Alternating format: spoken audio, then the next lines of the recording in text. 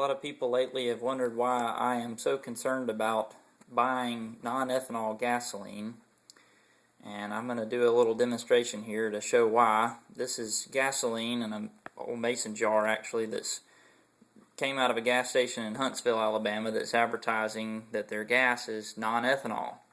So this is, according to them, pure gasoline. It's just a lower octane. I think it's about an 89 octane gasoline.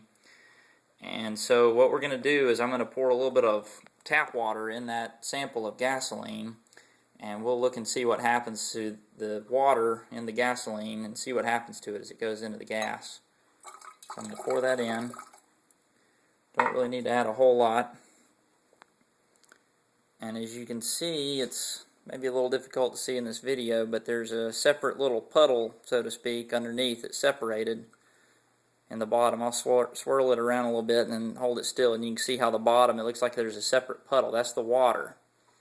So it separates entirely. So in a situation where you have gasoline that's non-ethanol gasoline, and let's say there's some water that gets into your gas tank in your vehicle or in the underground storage tank at the gas station, and you pump that water into your tank and you crank your car, the pickup in most vehicles is down at the bottom of the gas tank, and so immediately you'll have problems. The engine won't run on gasoline or on water because water is not combustible like gasoline is. So it's a pretty simple problem, and you know the problem immediately. What gets interesting is when you buy gasoline that has ethanol in it. And when you add ethanol or an alcohol to water, the water will emulsify in the solution in the gasoline. So I'm going to add some isopropyl alcohol, rubbing alcohol we call it. It's isopropyl alcohol. It's going to kind of simulate ethanol, which is also an alcohol, but this is a lot cheaper than buying just plain old ethanol. So we're going to add that. I'm not even measuring this, I'm just adding a decent amount to it. And I'm going to hold the jar up, and you can see how it's really foggy. I'm going to swirl it around some. I'm actually going to put the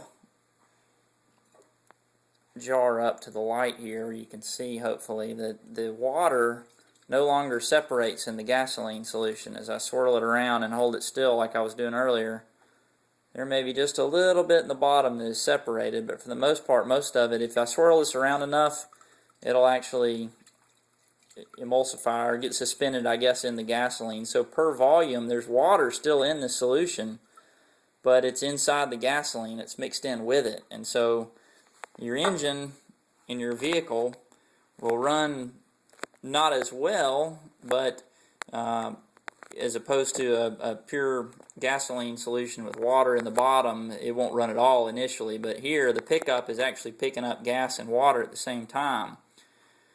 And so it's trying to combust or burn per volume. Some of that is water.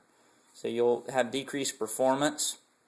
And in a gasoline tank in your vehicle, if you have that much water in it and you don't know it, it can rust the gas tank out a lot quicker because there's water there, and it will oxidize the metal in the tank. It'll also cause all kinds of problems in the carburetor and the fuel injection system as well, especially if storing it for an extended period of time. That's why small engines suffer the consequences of this so much worse, because we don't use our small engines like lawnmowers and weed eaters and hedge trimmers and those kind of tools during the winter months. So they sit for a while with ethanol fuel with potentially water in them, and especially in the southeast and the southeastern United States, the humidity is so high that you actually can absorb water just straight out of the air. So if you don't keep the containers sealed well, in an ethanol gasoline, it'll absorb water. So your engine is trying to burn water again.